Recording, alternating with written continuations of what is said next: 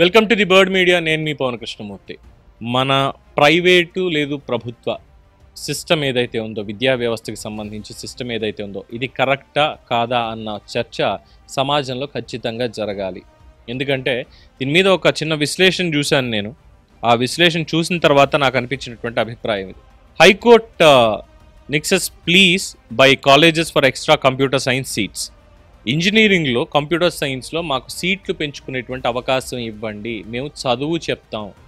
ఇంజనీరింగ్లో computer science స్టూడెంట్స్ని మేము ఇంకొంచెం జాయిన్ చేసుకొని మా కాలేజ్లో మేము చెప్తామంటూ మల్లారెడ్డి కాలేజెస్లో వాళ్ళు ఒక పిటిషన్ అనేది ఫైల్ చేయడం జరిగింది.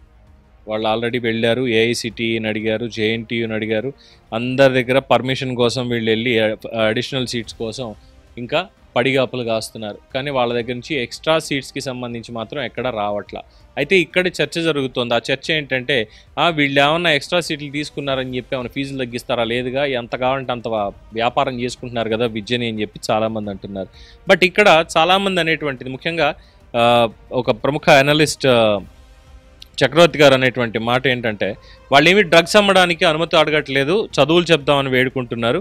చదువు చెప్పడానికి కూడా ఇంతమందిని దేబరించాలా అంటే, ఏఐసిటిఈ కావచ్చు, లేదంటే జేఎన్టీయూ కావచ్చు, రాష్ట్ర ప్రభుత్వం కావచ్చు, కోర్టులు కావచ్చు, ఇంతమందిని అడగాల. 60 మంది కెపాసిటీ ఉన్న దాంట్లో ఇంకొక క్లాస్ రూమ్ కట్టి ఇంకొక 60 మందికి మేము చెప్పగలుగుతాము. మేము 60 మందిని మాత్రమే ఇక్కడ విద్యార్థులను తయారు చేయాలనుకోవట్లేదు, ఇంజనీర్ని ఇంకా ఎక్కువ కూడా మేము తయారు చేయొచ్చు, దయచేసి మాకు పర్మిషన్ ఇవ్వండి, ఆ కెపాసిటీ కేపబిలిటీ మా దగ్గర ఉంది అని అడిగితే ఇంతమందికి పర్మిషన్ పెట్టుకోవాలా? ఎవరొక్కడైనా కనీసం రెస్పాండ్ అవుతున్నాడా? దాంట్లో లేదు కదా. వాళ్ళు ఏమైనా డ్రగ్స్ అమ్ముకోవడానికి అడుగుతున్నారా? లేదు కదా. చదువు చెప్పడానికే కదా, నిపుణులను తయారు చేయడానికే కదా వాళ్ళు అడిగేది అని చెప్పి ఒక ప్రశ్న లేవనెత్తుతున్నారు. సో ఈ లైసెన్స్ రాజు నుంచి మనకి ఎప్పుడు విముక్తి అని కూడా అడుగుతున్నారు. ఎందుకంటే ఇప్పుడు ప్రైవేట్ రంగంలో ఉన్నది పక్కన పెడితే ప్రభుత్వ రంగంలో ఉంది. సపోజ్ ప్రభుత్వ ఇంజనీరింగ్ కళాశాల ఉంది, అందులో సీట్లు లిమిటెడ్ ఉంటాయి.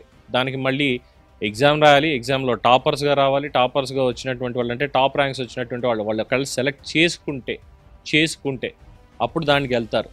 లేదు, మన రిజర్వేషన్లు ఎలాగో మనకు ఉన్నాయి, as per the reservation seats fill up అవుతూ ఉంటాయి, ర్యాంకులకి అతీతంగా కూడా జరుగుతూ ఉంటాయి, అందరికీ తెలిసినటువంటిదే.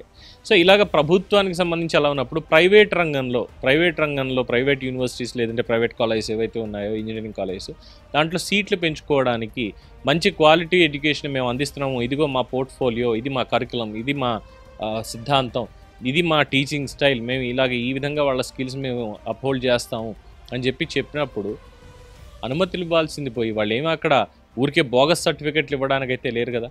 కాలేజ్ నుంచి టెస్ట్లు అనేవి ఉంటాయి కదా, వాళ్ళకి కూడా అందులో సెలక్షన్ కూడా ఉంటుంది కదా. సెలెక్ట్ అయిన వాళ్ళని తీసుకుంటూ ఉంటున్నారు, కానీ ఊరికే మాకు సీట్లు ఇచ్చేసేయండి మేము ఫ్రీగా చెప్పేస్తామని అయితే అనట్లేదు.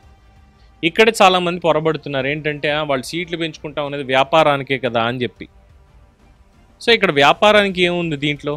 సో ఇక్కడ ఈ ప్రైవేట్ విద్యా సంస్థల మధ్య పోటీ, ఇప్పుడు మల్లారెడ్డి కావచ్చు, లేదంటే సిబిఐటి కావచ్చు, ఇంకో ఐటీ కావచ్చు, వీటి మధ్యన ఒక పోటీతత్వం అనేది ఉందంటే అది హెల్దీ పోటీతత్వం ఉంటుంది. హెల్దీ పోటీతత్వం ఉంది అంటే ఫీజులు కంట్రోల్ అవుతాయి ఖచ్చితంగా. ప్రైవేట్ కళాశాలల్లో ఫీజులు కంట్రోల్ అవుతాయి, క్వాలిటీ ఎడ్యుకేషన్ కూడా పెరుగుతుంది అని చెప్పి చాలామంది తెలియజేస్తున్నారు. ఇదే చక్రవర్తి గారి మాట కూడా అంటున్నటువంటిది. సో ఇక ఏమడుగుతున్నారు అంటే, ఇక్కడ ఈ మార్కెట్ వ్యవస్థ అర్థం కానంత వరకు కూడా ఇలాంటి మూర్ఖ ప్రపంచంలో బతకాల్సిందే. మూర్ఖత్వం ఫ్రీ కాదు, దానికి మనం చెల్లించాల్సిన మూల్యం పేరే బీదరికం. అంటే పేదరికంలో ఉన్నటువంటి వాళ్ళు చదువుకోవడానికి అక్కర్లేదా అని చెప్పి కూడా. ఇక ప్రైవేట్ విద్యా సంస్థల మధ్య పోటీ ఫీజులను అదుపులో ఉంచుతుంది, నాణ్యతను పెంచుతుంది, అది సృష్టి నైజం. చదువులు చెప్పడానికి కూడా ఇంతమంది దేబరించాలా? ఏఐసిటిఈ, జేఎన్టీయూ, రాష్ట్ర ప్రభుత్వం, కోర్టులు, ఈ సంస్థలు డ్రగ్ అమ్మవట్లేదు, చదువులు చెబుతామని వేడుకుంటున్నాయి. ప్రైవేట్ విద్యా సంస్థల మధ్య పోటీ ఫీజులను అదుపులో ఉంచుతుంది, నాణ్యతను పెంచుతుంది, ఇది సృష్టి నైజం. ప్రభుత్వ స్కూళ్ళు, కాలేజీలు జనాల్ని దోచుకోవానొచ్చు. ప్రభుత్వ స్కూళ్ళు, కాలేజీల దోపిడీ స్థాయిని ప్రైవేట్ సంస్థలు ఎప్పటికీ అందుకోలేవు అంటున్నారు. అంటే ప్రైవేట్ వర్సెస్ గవర్నమెంట్. మరి గవర్నమెంట్ స్కూళ్ళలో, కాలేజీల్లో ఎంత అవినీతి జరుగుతుందో మీకేం తెలుసు? వాటన్నిటిని బయట పెట్టాలంటే టైం సరిపోదు అన్నటువంటి మాట కూడా చెప్తున్నారు. ఇక కంపెనీలు, తల్లిదండ్రులు, విద్యార్థులు మంచి కాలేజీని గుర్తిస్తారు, విద్యార్థుల నుంచి స్కూళ్లలో, కాలేజీల్లో చేరి వాటి అభివృద్ధికి తోడ్పడతారు. స్కూళ్ళు, కాలేజీలు, అందులో చెప్పే చదువులన్నింటిలో ప్రభుత్వం జోక్యం లేకుండా చూడాలి, ఎవరికి ఇష్టమైన చదువులు వాళ్ళని చెప్పుకొనివ్వండి అంటూ కూడా ఆయన చెప్పడం జరిగింది. అంతే కదా, ఎవరికి ఇష్టమైనటువంటి చదువులు వాళ్ళు చదువుకోవచ్చు, ఎవరికి ఇష్టమైన సబ్జెక్ట్స్ వాళ్ళు అక్కడ చెప్పొచ్చు. దానికంటే ఒక కరికులం ఉంది, అది ఫాలో అయ్యే వాళ్ళు ఆ సిలబస్ని చెప్తారు. కానీ వద్దు, మాకు ఇందులో కావాలి, మేము ఇవి పెంచుకుంటాము, ఇందులో ఈ స్కిల్ సెట్ని ఇంకా పెంచుతాం మేము, అవసరం అవుతుంది మనకి అని అడుగుతుంటే మాత్రం దానికి ససే మీరు అంటున్నారు. ఏమనాలి ఇంకా?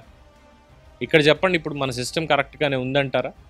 ఎందుకంటే ఒకసారి అనిపిస్తుందా పర్లేదు మన సిస్టమ్ కరెక్ట్గానే ఉందని, ఇంకొకసారి అనిపిస్తుంది అబ్బే మన సిస్టంలో డొలతనం ఇంకా ఎక్కువ ఉంది, దాన్ని క్లియర్ చేయాలి అని, ఇంకోసారి అనిపిస్తుంది అసలు మన సిస్టమ్ ఏంటి అన్నటువంటిది. ఇలా రకరకాల అనుమానాలు వస్తూ ఉంటాయి.